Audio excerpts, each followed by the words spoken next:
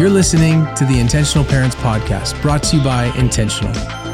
Intentional is all about spiritual formation in the family. We desire to bring biblical hope and practical help. Enjoy this week's conversation.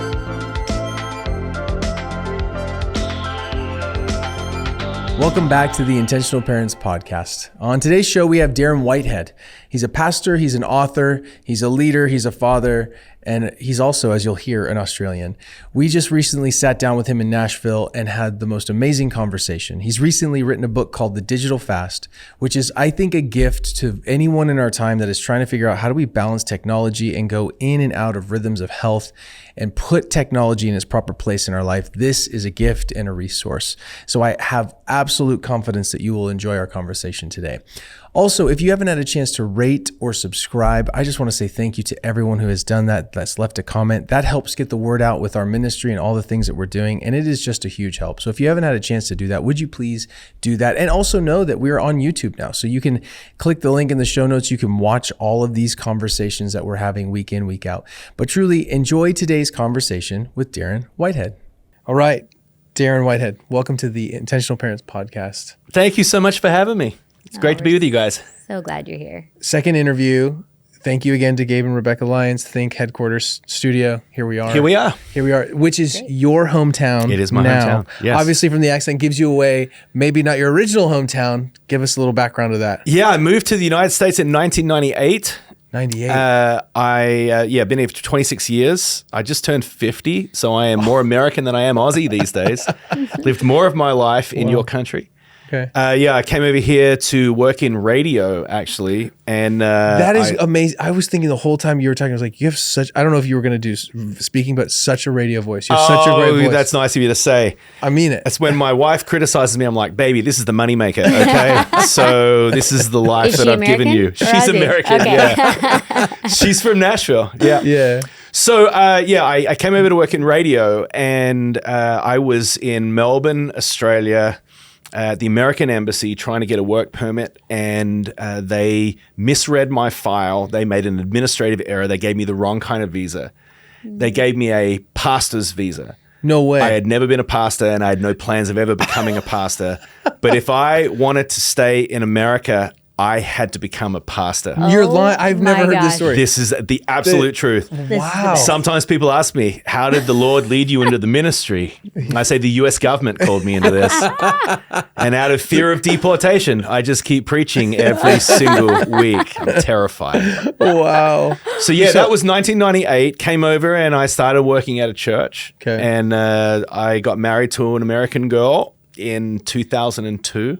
Okay. Then we moved to Chicago and lived in Chicago. We were in Nashville. We moved to Chicago for 8 years, had all of our kids. I have 3 daughters. Yes. All of our kids in Chicago. And then in 2012, we moved back to the Nashville area and planted Church of the City.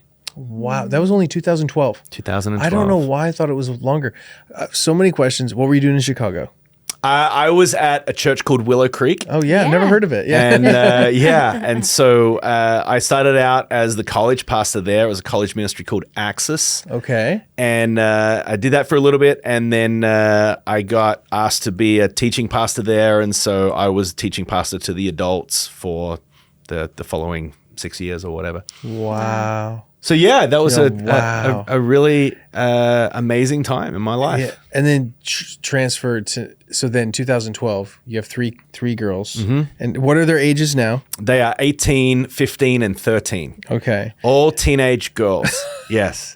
That's going to be another episode. So many hormones. Yeah, there's always someone crying in my house. Yeah. It's usually me. Yep. But always. Yes. We have one boy and 3 future. girls. Yeah. We just have the boy on top. But man, I'm telling you. A lot of feelings. We feel it. Yeah, we feel what we feel, and we talk about it. Okay, so then the moving, you came to Nashville, had a heart to start Church of the City. Yes. And I mean, we'll get into it, but what was that process like? Was it immediately like, okay, this is good, we have a great core? Did you guys, it sounds like your wife's from here. Mm-hmm. So when you came out here, what was that process like? Yeah. I mean, that's a big question, I know, so feel free to answer. We had some friends that were in town here. Okay. And, I was a youth pastor, 10 years earlier in this area. Okay. So the kids that were in youth ministry 10 years earlier were now 10 years older. So they were like getting married and having kids, and they started being grown-ups. Wow. So in one sense, some of the remnants of our old student ministry became the core of the beginning of our church. Okay. We planted 2 churches on the same day, one in East Nashville and one in Franklin. Okay. So one in more of an urban context and one in more of a suburban context. And we gathered in the morning at one, and then we packed up everything, put it in a trailer, drove across town, set it all up again, and put on the service again. As if planting one church is You're not right. hard enough. Yeah. Apparently we were gluttons for punishment. But Yeah, I was going to say, that says a lot. we loved it, honestly. Yeah. So I was going to say, was the heart to make sure that you could reach 2 different communities? Yes. So from day one, you guys have had multi-campuses. Yeah, we really wanted to have a diversity in congregant, and so one was more of a left-leaning church, and another was more of a right-leaning church. Interesting. One was more diverse. One was a lot less diverse. One was lower socioeconomic. The other was wealthier. Wow. So it was like crossing worlds. Yes. Going from one congregation to the other. Wow. But we loved it. I mean, we were really having the time of our lives. Yeah. Has it stayed that way? Yes. Yes is the short answer. This is all pre-COVID, of course. Sure. So we were in an area called East Nashville, which is one of the more progressive neighborhoods in the greater Nashville area. Okay. We have since moved slightly to right downtown in the city. Okay. So we are right in the metro center of Nashville. Okay. And then we have another location in Franklin, and then we have another location that is even further south in an area called Spring Hill. Oh, yeah. All 3 of them have a different dynamic in terms of the profile and demographic and psychographic. Wow. I'm sure that's so interesting. And do you stay at one? Do you preach at one? Do you go around? Is it video? Like, how do you have campus pastors? Obviously, how does it work? How does it work for you guys? Yeah, so we don't do very much video. Yeah. We have live teaching at all 3. I do rotate around a little bit, but predominantly I am at one, and we have 2 other guys that are leading the other 2. That's we so kind of great. write our sermons together. Oh, wow. And we work on content, develop content, pray through it together, share ideas. Yeah. It's sort of a way of sermon writing in community rather than it being completely a solo sport. I love that. Yeah. Is that hard? Fantastic. It's wonderful. Okay. No, it's easier. Is it easier? Okay. Yeah, I mean, it's not the entire time. It's not Sure. like I'm sitting next to a dude for 12 hours writing a sermon. you know? Like cheating off of his But notes. you know what's funny about it is, like, sermon writing is a lonely thing to do, right? And Of you course. writing on something and you think that's pretty good, you know, that's Yeah. really moving. But you've got no one to bounce it off of, No. right? And I like think an idea is really great, and 4 hours into developing it, I'm like, you know what? I don't like this. Or this metaphor completely breaks down in a way that I have not even thought of. Yes. So when you have other people to bounce stuff off Yeah. of, they can be like, and particularly when you know each other well, it can be like, nah, dude, that's not it. Or like, oh, bro, Yes. that's got some heat on it, you know? Yeah. So you're just able to get a little bit of a feedback loop, Yeah. That's and good. you're able to do it in community, and ideas spark ideas, and sometimes someone shares an idea of something that happened in their childhood, and we're all like, that happened to me too, bro, you know? Yeah. So I don't know. I love it. I'm a verbal processor anyway. I am too. And Yeah. so I really love having people tell me that's strong, that isn't, in terms of, a feedback loop. Yeah. You just turned 50. Yes. That's a moment, right? It is a moment. It's a moment. Yeah, so I'm no longer a young man, and I feel like for my entire adult life, I'm like the young pastor, you know? And even sort of like the young pastor that's doing surprisingly better than we thought he'd do, you know? Like, we underestimated him, but you know what? He's doing okay, you know? But now I'm the pastor. The pastor. Yeah. It's just not the young guy It's anymore. just like, no, I'm just not a young dude anymore, you know? Yeah. There's so many identity questions with that. Right. But I'm thinking you said, I can't remember if we heard it. Some friends, Andrew East, Sean Johnson. Yes. You were on their podcast I was. recently. I love them. Yeah. We were actually meant to record today, but we just had to move it to another day. But I can't remember how we came across it, but we came across your interview with them recently, and I think you had shared a story that I just wanted to ask you about, and then we're going to get into the book and all the beautiful stuff that you're putting into the world.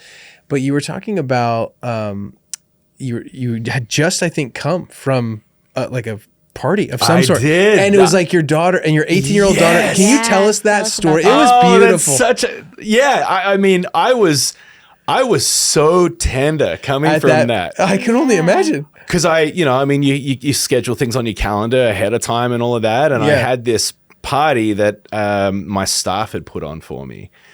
And my daughter came to it, and she wanted to be there, and she wasn't going to speak. And then she decided on the day, like, I really want to say some things, Wow. So she got up and she looked at this whole room of people and she said, my dad's my best friend. And I tell him everything.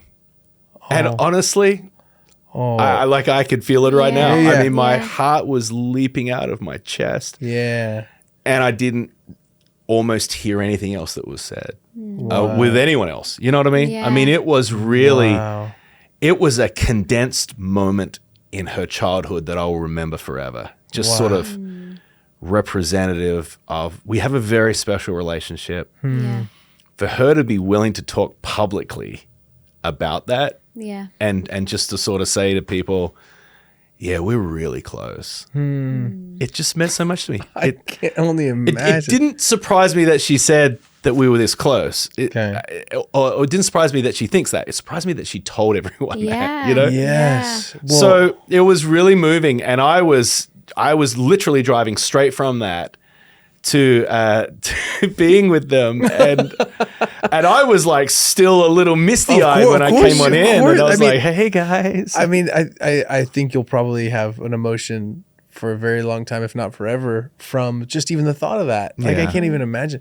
But that speaks to something, and I know, after we get into this question, I know you, Elizabeth Sweetie, you'll have a lot of them. But I'm thinking that doesn't ever just happen, right? And honestly, that interview, or at least that story to me, and I didn't get to listen to the full of it, but I was just so moved because it speaks so much of who you are. And dude, just like, we have this policy that if you say something good about somebody, you have to tell them to their face, or at least text them or voice memo them. Like, if you say something good about somebody behind their back. Yeah, so say something good to them, right? And dude, your reputation has so preceded you, and your integrity and the kind of man that you are and the family, like, so just good job. Like, from a distance of someone who doesn't get to interact with you, doesn't get to rub shoulders on a daily basis, you've done just a beautiful work. And everybody that was even in this studio, they're like, oh, Darren's coming? They're like, we know him and we're really encouraged by him. Like, I think they all go to your church. Yeah.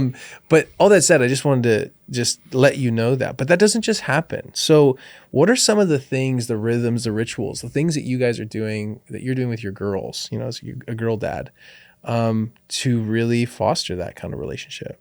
Yeah.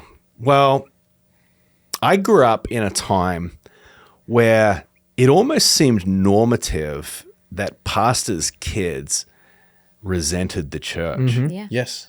And, it's a different era. Most generations tend to overcorrect on the previous generation. All of that sort of happens. It's sort of like a pendulum swing. But I grew up in a time where the baby boomers were in charge of the church.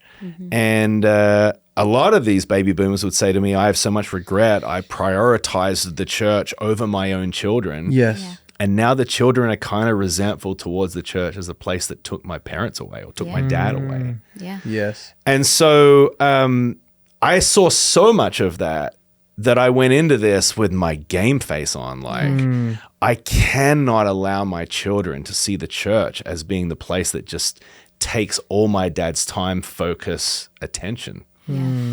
So I was very careful. My wife Brandy and I have been very careful to to involve them in the church and to let them see how much we personally love being a part of the church and serving God's people. Yes. And that this is something that we don't have to do, but we get to do. And by God's grace, so far, all three of my children are really involved in our church and love our church and love the Lord. And I'm very thankful for that. And don't consider that a default, you know? Yeah. But I've taken each of my daughters on lots of trips as I've traveled around the country and spoken at things. My daughters have been to all the states and all the places, and we've just done so many daddy-daughter trips. Oh, that's cool. And it's really wonderful. Yeah. You know, when I travel by myself, I don't particularly like it. You know, I don't like airports, and I've done it a lot, and I'm kind of tired of it in one sense. But when I take one of my girls, every time we're waiting somewhere is a time for us to connect with one another, to develop jokes that only we know, you know, like it's just so special. From, you know, sitting on a tarmac of an airplane to waiting in line to get a rental car to choosing a restaurant to where you're going to eat. Like it's really special. And every parent who's older than me says, you know, these years are fleeting. And I do not want to miss this. And we are now, with my 18-year-old, at the point in her childhood where we're counting backwards instead of forwards. Of course. Talking about lasts instead of firsts. Yeah. And, you know, and then there may not even be lasts, but I mean, we're just kind of really aware that her high school years are coming to a close. She's a senior. And she's a senior in high school. So there is a coming transition, whatever that's going to look like. Things are not going to quite be the same. And, you know, the advice that was given to me was to do everything you can to maintain a connection with your children and to do what you can to join them in their world rather than just trying to get them to join you in yours. And so that means I'm trying to learn their interests. I'm trying to understand the music that they like listening to. I'm like, which is what? What are they like right now? Do you know? I don't want to say what my daughter's like right now because I don't want to go on record. Yeah, that's fair. That's fair. Every now and then I'm like pulling a pasta card like, darling, do you really think that music is going to build your spirit? Oh, yeah. Oh, us too. They're like, but the music's so good. We're like, so good, Dad. I don't listen to the words. Well, you're not wrong, but. Yeah, we had, who's that? Yeah, we've had some funny conversations recently about them. Like, the song is so good. So good. And I agree. Like, I love music. Right. Wow. So a lot of it, like, intentional, wanting to do it different. And I think one of the things is there's no doubt that if your parents are pastors, your family will pay a price. Like there is a price that comes with doing this. You know? There are Easter and Christmas. We're so busy. I know. I do weddings and funerals, and these things come at unopportune times. There are people in crisis. You know, like this. It's all of the above. But I want my daughters to understand that there are times that we get to do things that are so uniquely special. You know, we have someone in our church who says, hey, you know, I have a lake house if you guys want to stay there. And, you know, if we ever get to do anything like that, yes. I want to underscore, I want my girls to understand there's a price and there's a privilege with this job. And it's both. You know, there's a burden and there's a blessing. Yes. Wow. And it's not just one. Yes. Right?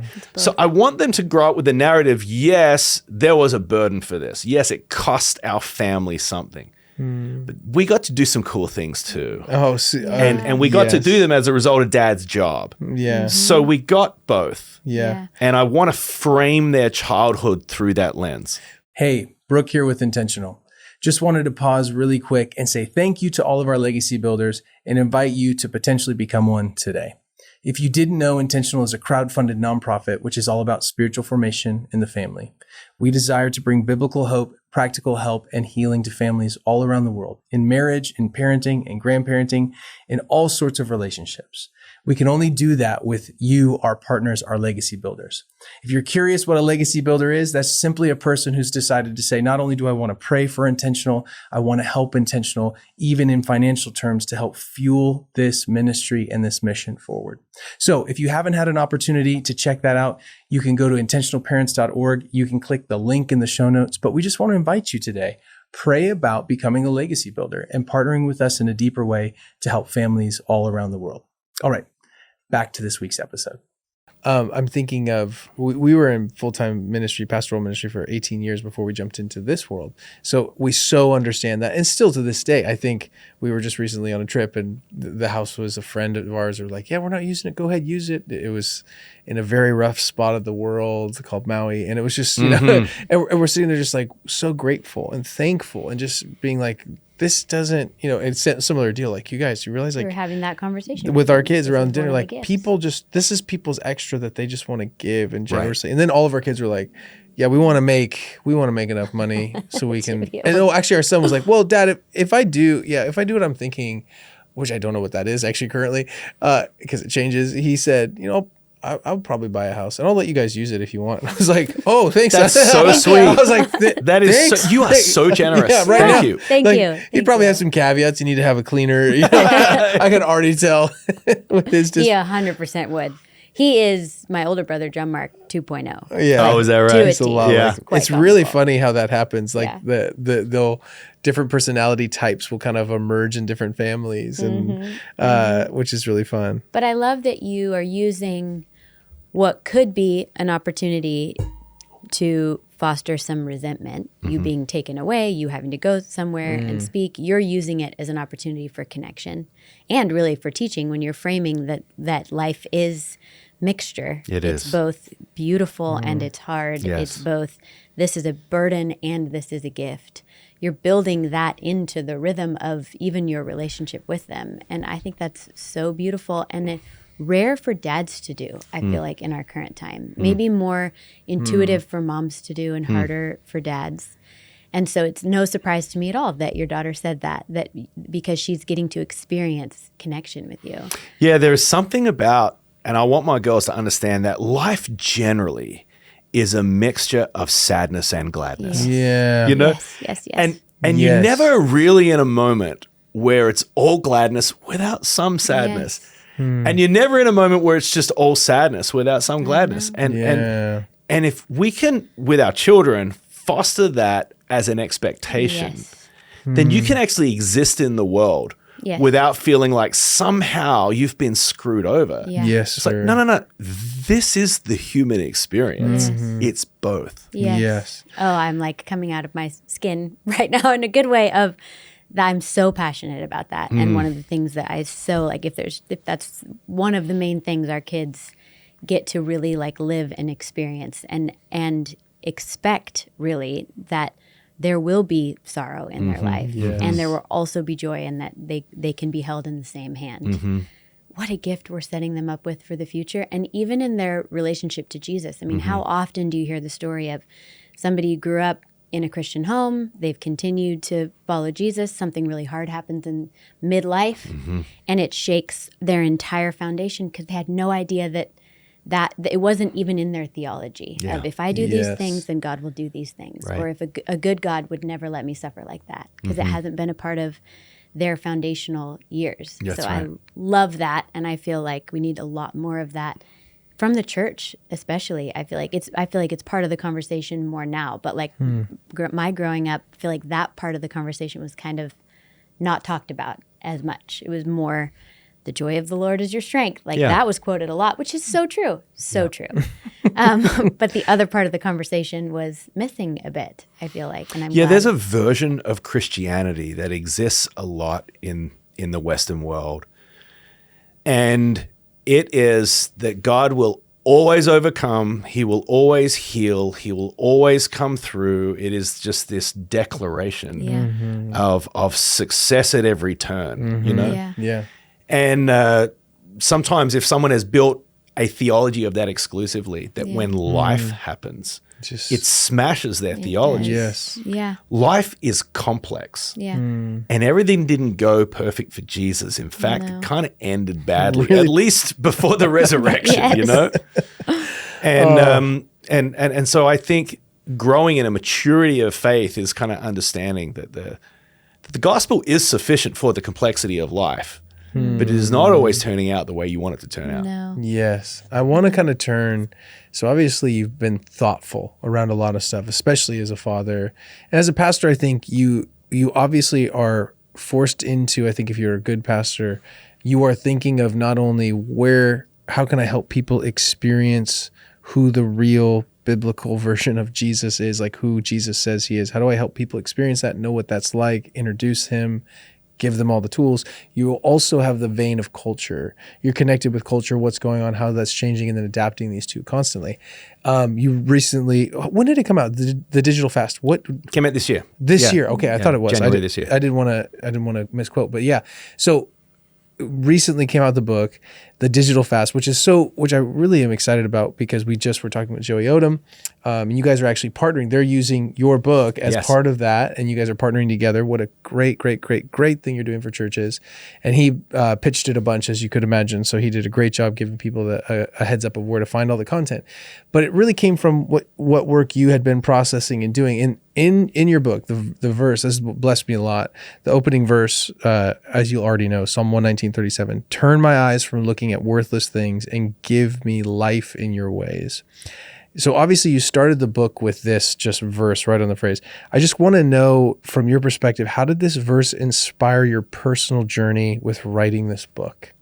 Well, I love this verse because it feels like it's written about social media. It really does. Like when I read it, worthless things. Yeah, I was like laughing when I read it. I was like, I thought the same thing. I was like, that is the perfect verse for this. There's something about the beauty of the depiction of what life is in the Bible. You know, this is in the Psalms. Jesus, of course, said in John 10:10, I've come that they may have life. The enemy comes to steal, kill, and destroy. But I have come that they may have life and have it abundantly. And I just think, if that is the playbook of the enemy, think about how digital media is stealing, killing, and destroying. It's stealing our time. It's killing our relationships. You know, it's destroying the joy and the peace that people have.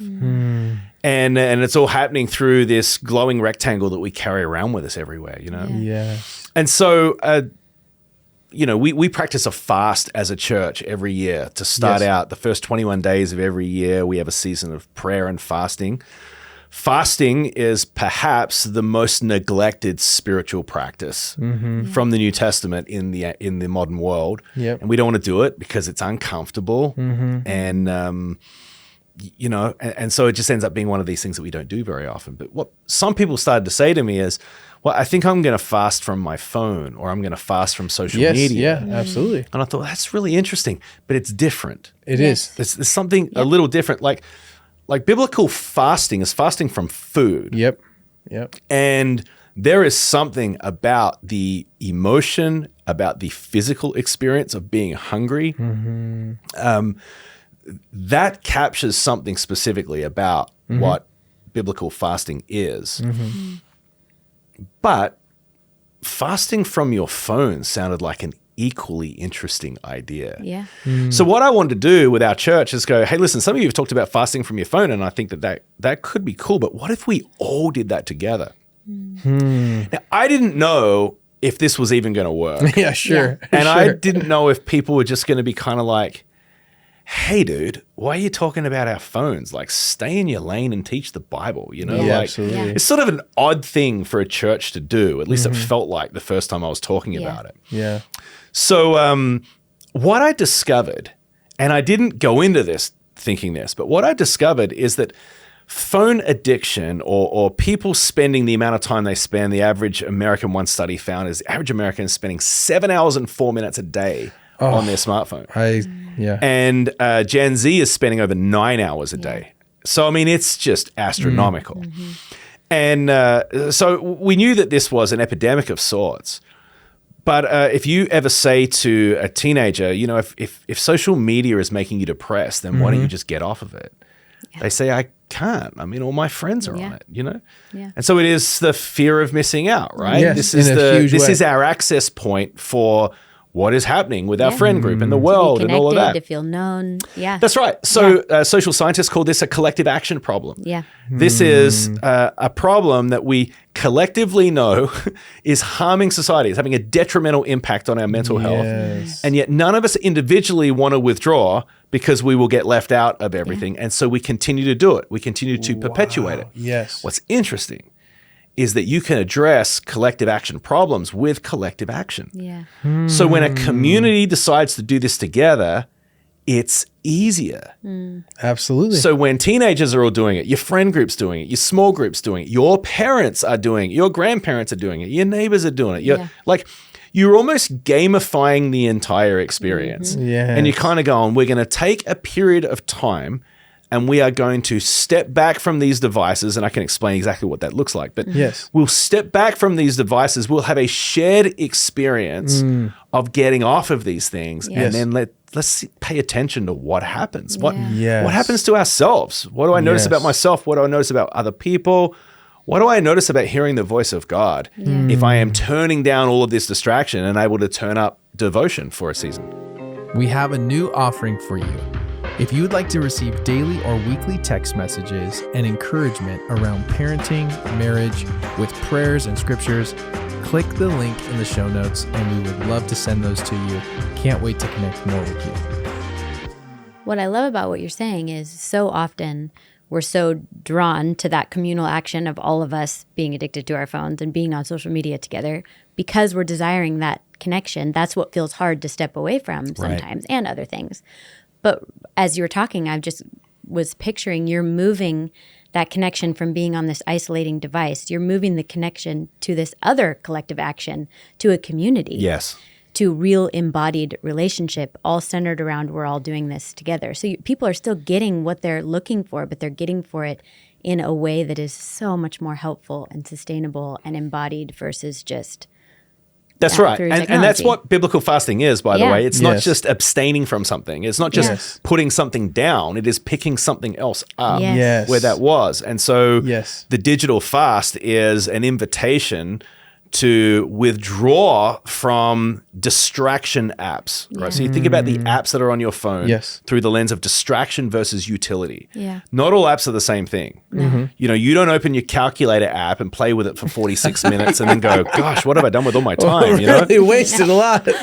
So not all apps are the same thing. So the distraction apps on your phone are things like social media and news and video apps and shopping apps. Even email is a distraction app. You can just burn your life away staring at those things. I would love to burn email. Utility apps are things like phone and text and, you know, how to use maps to get around the you know, in your car and your calculator and a camera. You know, like these are just utility functions. So the digital fast is a call to reduce your smartphone down to a utility device. One way of saying it is make your smartphone dumb. And then when it is a utility device, you will intuitively find yourself looking at it, opening it up all throughout the day and realizing, oh, there's nothing cool to look at and put it down again. Until you ultimately break the habit and you just stop looking at it all the time for no reason. Okay, so you did this as a church. We did. Before you wrote the book. Yes.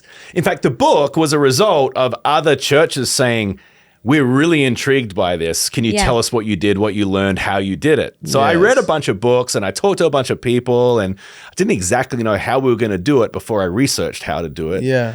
And there's basically 4 movements that went on in it. That's what I was going to ask. So the first movement is to detach. And I've got 2 versions, actually. I've got a 40-day version and a 28-day version that is coming out. They're both 4 movements. One's 4 movements of 10 days, the other's 4 movements of 7 days. But the first movement is to detach, and kind of like any other low-grade addiction, when you withdraw, when you attach from something, you have some degree of withdrawal. It is a change of some sort. That's why doing it with other people is so much better because you're sort of laughing about the fact that you need another hit and you can't get one. You know what I mean? You too, But there is a detachment that comes from that. The second movement is to discover. What happens is when you detach, you start noticing things that you weren't noticing before. You notice it about yourself. So what we tend to do is when we have an unpleasant feeling, if we feel shame, anxiety, fear, sadness, loss. These are all unpleasant feelings. And what we tend to do is grab our phone and look at something and distract ourselves from an unpleasant feeling. Yes. What that means is that we have all of these feelings that we are not processing in real time. We're just stuffing them, covering them over doom scrolling cat videos. You know what I mean? And what can happen is, and some believe that the result of not dealing with these feelings in real time and letting them process through your body and get them out, what happens is you stuff them. And like a beach ball that you're holding underneath the surface, at some point, this thing comes up involuntarily. Yes. Sometimes it looks like a panic attack. And there is a rise of panic attacks in this next generation, in this anxious generation. Yes. And some believe that what is contributing to that is the fact that we are just numbing ourselves all the time. So you discover things about yourself. I am a little afraid about this, or I feel anxious about this. A comedian just came out. It was the funniest / weirdest thing. He said, "How come I don't see kids in casts anymore?" And I was like, wait a minute. I don't see many kids in casts. Right. I mean, and it was just an interesting observation. He goes, where did all they go? And then he basically went on to say, everyone has mental disorders now. So when we were growing up, everyone looked like they had just gone to the ER when they're at school. They're playing outside. Everyone's getting hurt all the time. Now everything's a mental disorder. Now he was poking fun, making a joke, but there was so much truth in that. Jonathan Haidt wrote a book called The Anxious Generation, which is sort of like the definitive book on this topic. And it just came out. And he uses this one phrase that is so hauntingly clear, you immediately understand. He said, this generation has moved from a play-based childhood to a phone-based childhood. No. Like when you hear that framework, you're like, oh my gosh, that's so true. Yes. You know? Yes. So, and then all the implications that come from that, you know? Yes.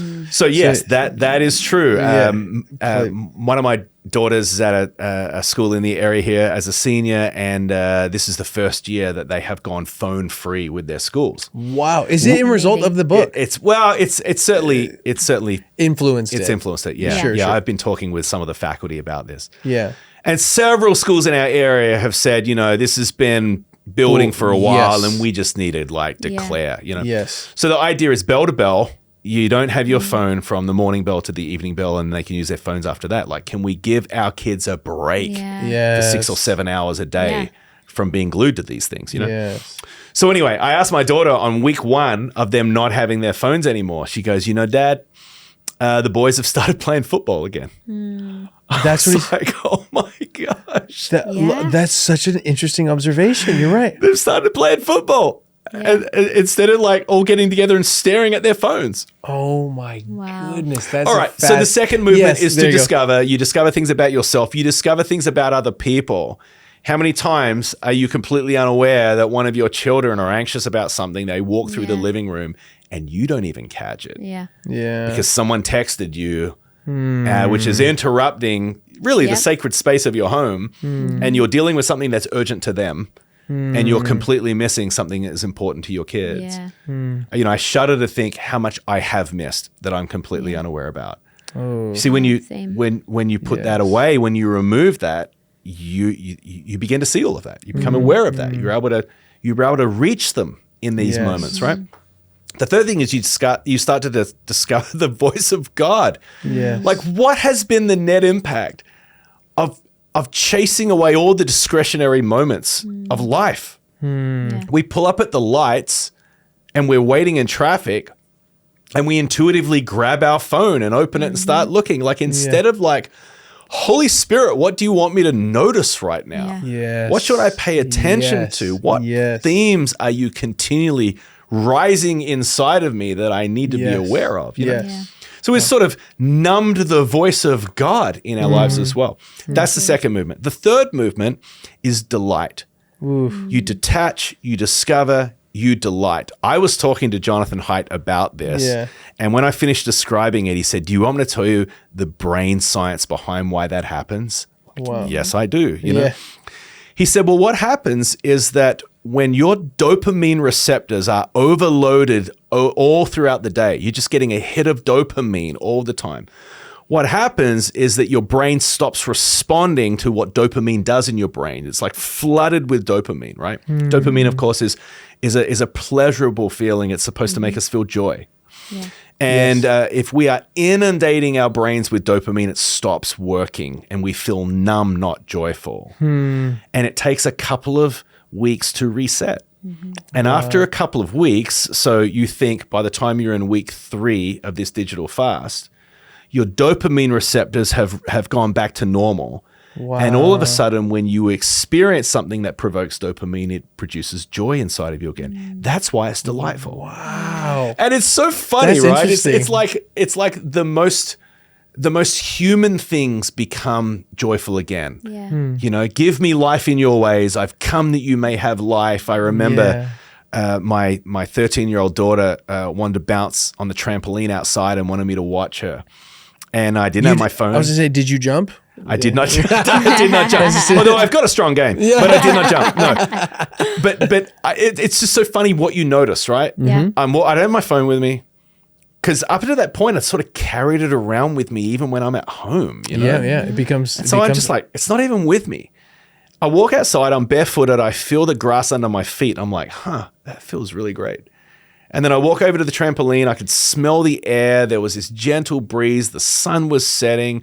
And I could hear my daughter giggling and squealing and saying, "Watch me, Daddy." And I just had like this conscious thought, this is a better life. It's like I was rediscovering how to be human again. Yeah. It's like my senses had rebooted. Interesting. So that's what happens in the discover phase of a digital fast. The final movement is to determine, what do I want my ongoing digital habits to look like as I come out of this fast? And in the book, I encourage people to think about Marie Kondo, the lady that helps us clean out our closets. Oh, yeah. She's Netflix, man. So good, dude, right? So good. And so her whole thing is you got to take an item of clothing and you've got to ask yourself the question, does this produce joy? Does it spark joy? Yeah. Yep. When that came out, I think everyone... Oh, I went through every inch of our house and got rid of... It became a joke of like, just take something, this is sparking joy. Or, this is sparking joy. And now our kids are like, they'll put something away and say, please don't throw it away, Mom. Please don't throw it away. Yeah. There's a lot of joy coming from this. It's sparking tons. Yeah. So I want people to declutter their digital space. Yeah. And to ask the question, does putting Instagram back on my phone spark joy? Wow. And surely there's got to be a middle space between addiction and Amish, right? Yes. There's got to be, and so as you're looking to come out of the digital fast, maybe you're asking yourself the question, having social media on my phone is not sparking joy for me. It doesn't mean you never can go on social media, but maybe you go on your laptop. So instead of checking Instagram 63 times a day, maybe you look at it once and it's for like 6 minutes. Yep. You know what I mean? And so it's kind of finding technology and putting it in its healthy place, rather than taking over your life. We think that we control our lives through these smartphones, but the truth is our lives are being controlled by them. Yes. Yes. So we think we have master over them, but they tend to have mastery over us. Yes. And this technology seeped its way into our lives. It did. In 2007, when the iPhone came out, it didn't have an app store. It didn't have social media. It didn't have so many of the things that are the things that like suck our time and attention. But what happened is that this technology has evolved so subtly that the most distractive apps have all come since it first began. And if we're not very careful, these things will take over our lives. And you just need to ask someone, how's it going for you? When I say to someone, you ever done a digital detox? Everyone says the same thing. No, but I need to. Yeah, no, but I need to. Everyone says that. If you're enjoying this content and you want to go deeper, we have an amazing resource that we want to tell you about. It's the intentional film series, Raising Passionate Jesus Followers. Now, this is an incredible tool for you for spiritual formation in the family. And we created this film series to help parents in their God-given task to raise and disciple their own children. Now, our hope is that we're able to help you and give you some of the tools that I know we so desperately need as we're in the process of raising our kids, and Phil and Diane have actually raised their kids. This is a 9-session film series on the process of what raising a passionate Jesus follower actually looks like. There's some workable solutions in here, there's a bunch of wisdom from the scriptures, and there's a bunch of practical help in your journey as you are raising your children. We cover all sorts of things like parental roles, goals versus values, what is discipline versus punishment, how do I create a heart of obedience in my child where they actually want to obey, what does a heart of self-control look like, or how do I even help my child in the process of character development. We cover that and so many more things. You can use this film series in a variety of ways. You can use it at your home, preferably with your spouse if that's applicable, with a group of friends or in your community, or even through your local church. All you need to do is head over to our website, intentionalparents.org, click on film series, and then follow the prompts. We have a bunch of other resources there that you can check out, but we do pray that this blesses you in your pursuit of raising passionate Jesus followers. Yeah. I haven't asked anyone recently, but that makes, I would say if you asked me, I'd probably, that sounds like a great idea. Yeah. That would 100% be my response. But I love the 4 movements. Yes, because they're so very real. All starting with D as well. with D, There you So go. I'm a just- preacher, bro. Josh, I know. I just wanted to acknowledge the effort there was very good. I appreciate that. Yeah. But even just acknowledging that you're going to feel withdrawal, and here's why. And then I love what was the second D? I just want to make sure I get the word right. Discover. Because what I keep, at least for my own, I'll speak just for my own self. What I've been discovering is how much my phone becomes a distraction because I'm feeling anxiety or because I'm feeling a lot about my life and the reality of my kids or whatever it might be. That's why I go to it so often, because I don't want to feel all of those things. And I know I'm not alone in that. And I feel like that is the part of the conversation, the anxiety piece. We know that the phones are not helping our anxiety, but the reality that we feel all of this anxiety just being human, and we're using our phones to cope with it, which is not actually helping us. And then what do we do with all of that we are feeling, which is why I love the idea of doing it together in community, because you have people in it with you. You can say, I'm really struggling. I'm feeling extra anxious because I've detached from this thing that was helping me not feel my anxiety. I can't soothe myself right now. Yeah, Yes. exactly. Yes. And I just, a couple of weeks ago, because for me, the thing that distracts me the most is Instagram. It's the only social media platform I'm on. I don't even post hardly ever. I'm just infinitely distracted by it. And I've gone in and out of periods of taking it off my phone, taking breaks from it. It's always helpful. And yet I find myself always ending up back doom scrolling all the time. And I finally reached a This is a point great where my confession. kids I had love spoken this. up. This is great. I have no problem. Oh, I know you confessing don't. it. I just thank you My for kids sharing. had spoken up enough, and I finally was like, this is not the childhood I want them to remember.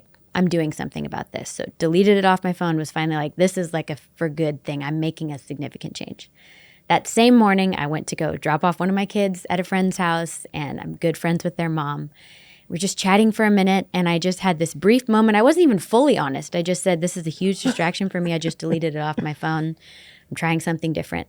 She immediately said, me too. Can I do it with you? We had this great conversation where she was like, I am so, and it's a mom who I never would have expected was distracted by it all the time.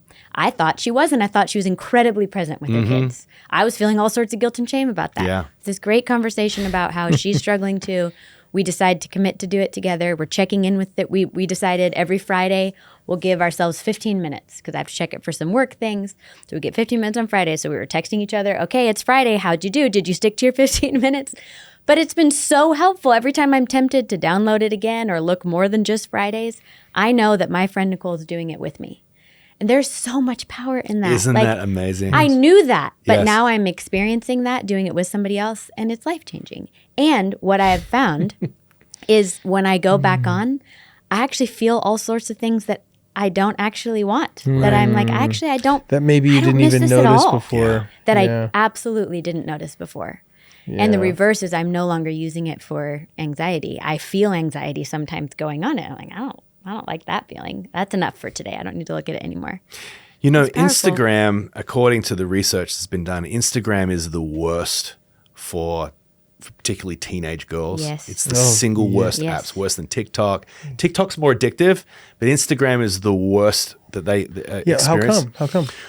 Well, I've heard it described like this. Instagram is like being in a house of mirrors. You ever been in a house of mirrors and you walk in and the first mirror, your legs are really long and your torso is really short and you look sort of silly. And then you move to the next one and then your legs are really short and wide and your head is kind of weird. Yeah. And Instagram there's a new disorder called obsessive comparison disorder. Yeah. Oh, wow. And what happens is teenage girls live perpetually in like this house of mirrors where they're comparing themselves to this faux reality that has been curated online. Yep. And then when they look in the mirror, all they see is a distorted self. And they see all the things that are not perfect in from their perspective. And they're in one sense tormented by it. Yeah. There was not a body of research until recently. I mean, relatively recently, about 2020, right? Okay. Yeah. So for a lot of us parents who have teenagers now, I am encouraging younger parents to not do what I did. When my oldest daughter was old enough to do sleepovers and school sports, I wanted to have a phone, and I grabbed an old iPhone from a junk drawer and fired it up and gave it to her.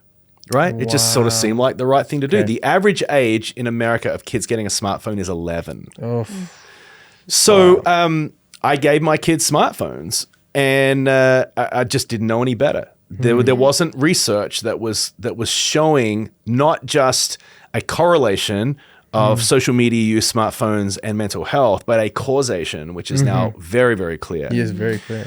What is even clearer now is that the most destructive age for social media, the most destructive demographic that is experiencing this is girls going through puberty. Yeah, I believe it. There are 2 times in the human experience where the brain drastically is wired or rewired. The first is in utero. The first is when the baby's brain is being built.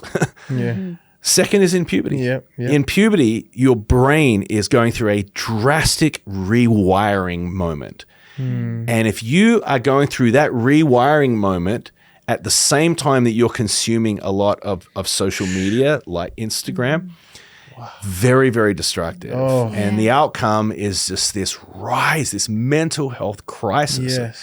cutting and depression and suicide. We have an epidemic that is going on right now. Yes. And that honestly is why this book and doing these kind of things is resonating so deeply, is because parents of teenagers are kind of going, What do I do? can you help me? Yes. You know, and a lot of parents say, well, kind of the ship has sailed, you know, like I've given my kids phones and like, I don't really know what to do. And what I would say to that is, well, if you knew that a ship was sailing, but it was going to crash or sink or go down, you'd do something about that, Fix right? it. You'd Yes. sort of try to turn the ship around. I mean, this is let's stay with their metaphor, right? Yeah, absolutely. So my encouragement to parents, if you have kids that are in puberty and they have social media and they have smartphones, no judgment. This is a relatively new research-based phenomenon. Yeah. But I would say this, do a digital fast as an entire family. Yes. Yes. And then revisit the conversation at the end and say, what do you guys think? How should we be engaging with these platforms? You know, it's funny, when social media was created, we didn't call it platforms, we call it networks. You know, social Yes, network. that's It was a true. way of That's true. connecting with one another. And somewhere along the line, it moved from being a network to a platform. And a platform is where you are projecting yourself to an audience, and it is not about Wow. connecting with Point. people at all. Wow. Good point. It's a very simple phrase that holds a lot of truth. Yeah, I remember the times when it was primarily for connectivity. So if obviously there's the church movement, which I think is beautiful and agreed that would happen, but there's a lot of people listening and maybe their church isn't going to do it. What would you say to those listening as a family? They're like, okay, we want to do it. What would your instructions be? Well, by all means, if you're a part of a family and you live together in a home, like do it together. Yes. And this comes with, honestly, this is parents having the humility and the Yes. leadership to say to their children, you know what? I don't feel all that great about how I consume this digital content either. Yeah. And my guess is you probably aren't feeling that great about it either. What if we all just took some time to step back? Parents tend to get angry watching their kids being on their phones all the time, but it's really hypocritical. You know? I mean, you walk in and you see all your kids sitting on the sofa, the TV's on, and they're all staring at their phones, and you're kind of like, these are not the children that I am raising, you know? And it's always a reaction, like it like brings up everything that you've ever. It really does. Because you just kind of like, Yes. this is not what I want my family values to be. And for us, it's not the childhood we had. That is not the childhood we had. Right. No. Shows how old we are. Yeah. And so, you know, they tend to emulate what they're seeing that we are doing. And so I think it takes humility, it takes leadership for parents to say, let's do this as a family. Now, of course, the more people who do it in a sub-community, the more powerful it is. Yes. So a school can do it together, a basketball team can do it together, a college group can do it together, a church can do it together, a small group, a neighborhood, whatever other natural communities that we find ourselves interacting with, if we do it together, it's something, you don't have to dig very deep to find that people have an appetite for this. Yes. They're just looking for leadership. Yeah. Yes. And the thing when it came with our church is like the majority of people had never done it and wanted and had a sense that we should do this. Okay. And so there's like this, as a pastor, you're just kind of going, our whole church is doing this. We invite you to do it. And if not now, then when? Do you know what I mean? Absolutely. You're just kind of like, I don't want to do this right now, but here's the time. Here's the moment. Here's the invitation. Wow. 100% of people who do this are glad they did it. That's interesting. No one has ever said, you know, I just wish I'd spent more time doom scrolling cat videos. I wish I could have my time over again and numb out on my phone. No one wants to do that. Isn't that so funny? We're all kind of a victim to this situation that we're slow to it. So a family, do it together. Obviously, that I hear that loud and clear. And I think that is beautiful leadership. I'm thinking of for churches, how do they get connected to this? What's a good way? I know Joey mentioned a little bit, digitalfast25.com. Is that what it is? Digitalfast2025.com. Got it. Is where we're trying to get as many churches as possible to do this, either in the month of January or for the season of Lent. Yes. So Lent begins on March the 5th. January is January 1. But let's cooperate with the cultural momentum, and let's not just have our church doing it, but what if hundreds or thousands of churches were doing this? Yes, you know, this is really an opportunity for the church to bring leadership to a cultural problem. We all feel this, and you know, whether someone is a person of faith or not, they're wrestling with the same challenges of mental health. Their kids are anxious. Their kids are stuck on their phones all the time.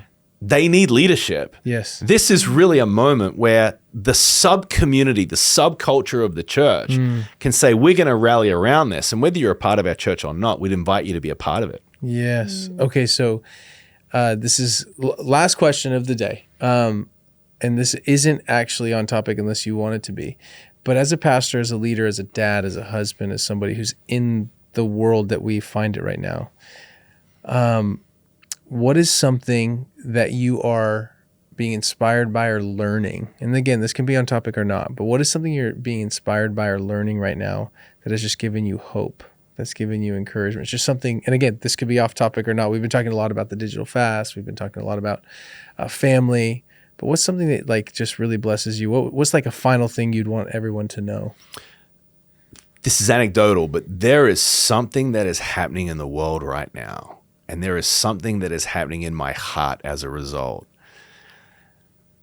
But within the intellectual community, many people are coming to Christ right now. I agree, yeah. The new atheist movement is sort of collapsing on itself. That may be an over-exaggeration, but I mean, you've just got these iconic moments that are sort of happening. Jordan Peterson and Russell Brand. And yes, I know. Some of the new atheists are saying, you know, we have just found that secular humanism is insufficient and void of meaning, and there's got to be something more. And it just brings me so much joy. I see a lot of it actually happening in Britain. And, they are further along post-Christian than the United States. I see more of it happening in Australia.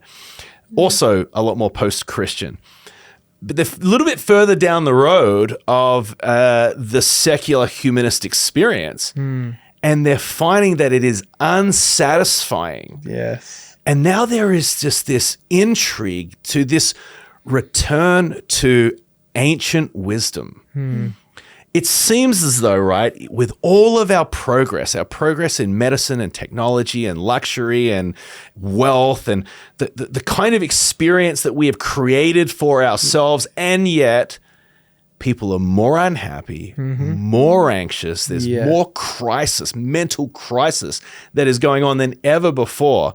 It seems as though a return to these ancient sources of wisdom and literature, there might be something to it. Wow.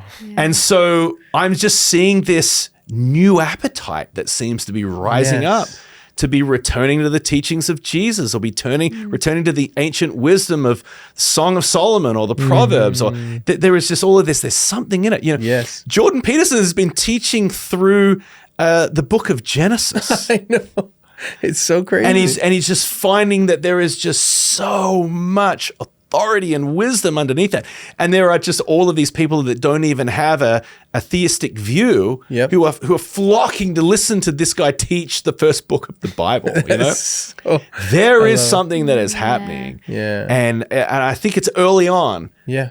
But it really is bringing a lot of hope to me. Oh, thank you. I mean, honestly, we couldn't be more happy with this conversation. Thank you for depositing your wisdom, your life, your fatherhood into those that listened. And we asked you to pray before we started, and I just loved that part of the line of your prayer, if I can quote you to you, was just basically recognizing that when people have their AirPods in, which they might right now, or they're mowing the lawn or they're in the car, that this would be words of refreshment and life to them. And so thank you. You've done that. You've done that in a huge way. Thank you for all that you've done, the example you are.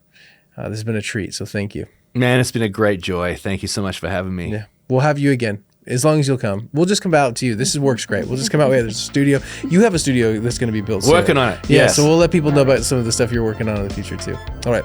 Thanks, Darren. Thank you.